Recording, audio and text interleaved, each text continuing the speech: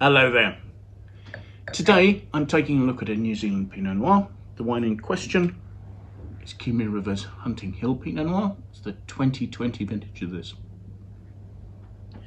Now, in the run-up to the Pinot Noir conference in Christchurch next year in 2025 in February, where Wine Searcher will be one of the sponsors of the event, I'm trying to taste some Pinot Noirs from the different regions of New Zealand and compare those and see how different producers handle the variety. So I thought that Auckland would be quite a good place to start. Kumeu River, one of the last wineries in the Auckland region to still be producing wines from fruit grown in the region, and a winery probably better known for its world-beating Chardonnay. Kumeu River, a family-owned winery. The estate was founded in the 1940s and today is run by the third generation of the Brackovich family. Michael Brackovich, the winemaker, was New Zealand's first master of wine and is highly respected within New Zealand's wine industry. Now, Michael studied winemaking at Roseworthy College in Australia, but before returning to Kumeu as the winemaker there, he spent a summer working in France. Given the fact that Kumeu River has made its reputation in producing Burgundian-style Chardonnays, you would have thought that maybe Michael had worked in Burgundy somewhere. Instead, he ended up working in Pomerol, where he was making wine for Christian Moueix. It's possibly that initially encouraged him to look at growing Malbec and Merlot in Kumeu. Unfortunately, I don't think the climate ripened either of those varieties sufficiently on a regular enough basis to make them viable. And so in 1994, they replanted some of their Hunting Hill vineyard with Pinot Noir. Now, New Zealand's own famous clone of Pinot Noir actually was first grown in Kumeu, the Abel clone at the Abel Vineyards, which is relatively close to where Kumeu River have some of their vineyards. Instead, the Brackoviches opted to plant modern Dijon clones, and because of the heavy soil here in Kumeu, they chose to put them on quite devigorating rootstock. Up until 2013, the wines made from these vines went into an estate version of the Pinot Noir that was equitable to Kumeu River's estate Chardonnay. But by the time the vines were 19 years old, the Brackoviches decided that the quality of the fruit coming from the Hunting Hill plot of Pinot Noir was sufficient to produce a single vineyard bottling of the wine. A Hunting Hill Pinot Noir hasn't been made every year, so in fact this is the 6th bottling of Hunting Hill Pinot Noir. Unfortunately, however, in 2022 they finally decided that they needed to rip up the Pinot Noir and replace it with Chardonnay. It wasn't that the Pinot Noir hadn't been successful, it's just that the impetus to produce more Hunting Hill Chardonnay took precedent. Thankfully, Kumeu River still make a Pinot Noir, although they make that from fruit that they bring from their Rays Road vineyard in the Hawke's Bay region. So a little bit about the 2020 vintage. The winter started out very wet. However, a warm, dry spring led to early flowering, possibly 1 to 2 weeks ahead of the normal schedule, and there was good fruit set. December only saw a few days rain, and January hardly any at all. By the time they got into February, the vines were enduring drought conditions, and it was quite fortunate that there'd been such heavy winter rainfall. Rain eventually arrived in March, but that was only after they'd actually harvested. Picking took place between 7 and 10 days ahead of average, and the warm, dry conditions in the run-up to harvest gave good ripeness, both in terms of beautiful pure aromas and flavours, and in plush, ripe tannins.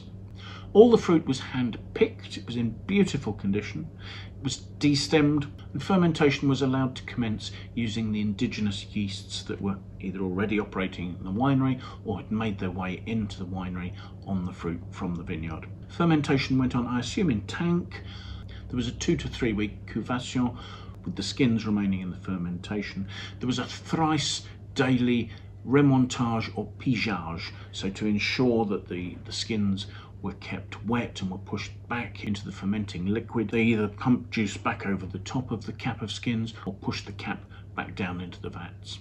After fermentation and malolactic conversion was complete, the wine went into barrel. This would have been French oak, I assume 228 litre barriques, and I have seen a note suggesting somewhere between 10 and 11% of those would have been new oak. So not a particularly strong influence of new French oak in this.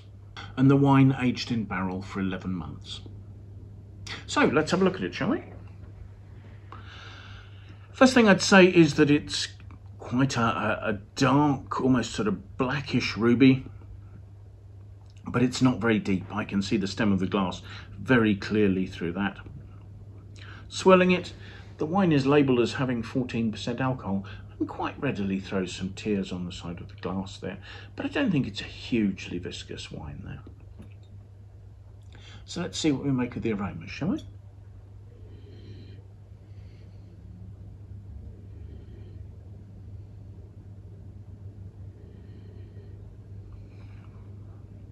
On the nose, that's quite a complex combination of both ripe red fruit aromas and development aromas. You have notes of a concentrated ripe fruit. It's not overripe. It's almost sort of got a freshness of very ripe red cherries, perhaps dried cranberries, so where you've got the richness and almost a little bit of sharpness. And then you have developed notes of dried leaves going on to truffle and earthy touches. But it's lovely and harmonious, and the whole thing is underpinned by this really quite rich, warm, ripe red fruit. On the palate, that's a mid-weight wine, but it's got a lovely, rich, almost slightly earthy, truffly sort of texture. There's a smoothness. There are delicate hints of cedar and vanilla, but they're just sort of poking through this sort of rich, red cherry, dark plum. And again, I'm going back to that sort of dried cranberry note because there's a lovely fresh acidity coming through, and there are these developed notes, more sort of truffle than earth and dried leaves at this stage. And actually behind this rich fruit there is good acidity. Just at the back of the palate, the acidity is showing up those sort of fresh red cranberry, red currant sort of notes, and hints of sweet spice and delicate touches of nutmeg and cinnamon that are beautifully integrated with the fruit. The wine's rich texture is mostly on the front palate. In terms of style, I find myself wanting to compare it to a Burgundy. I'm thinking that this is more along the lines of a Volnay or a Pomerol.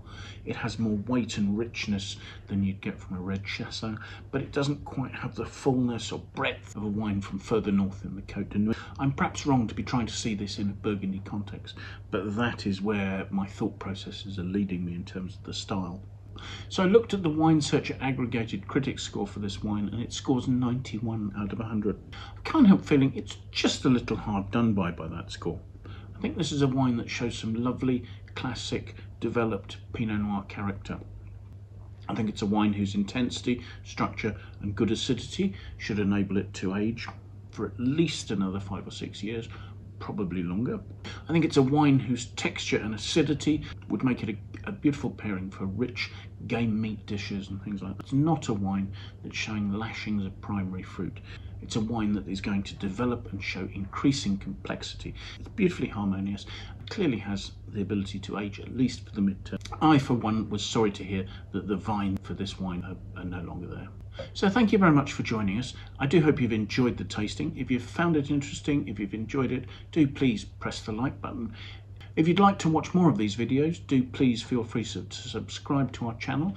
That way you can set yourself an alert and be informed every time we publish a new video. If you have any comments, please pop those in the comments box below. We'd really love to hear what you think about the wines we're looking at, the tastings we're doing, or anything else that relates to this.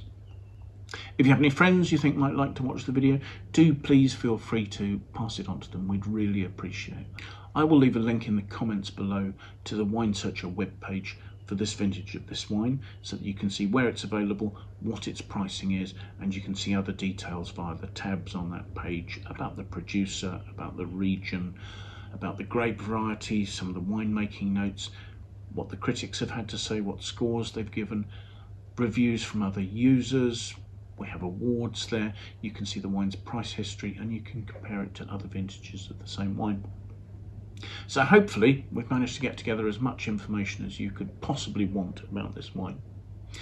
Whatever happens though, I do hope you'll make some time and come and visit us and watch another tasting with us in the very near future. Thanks again. Bye for now.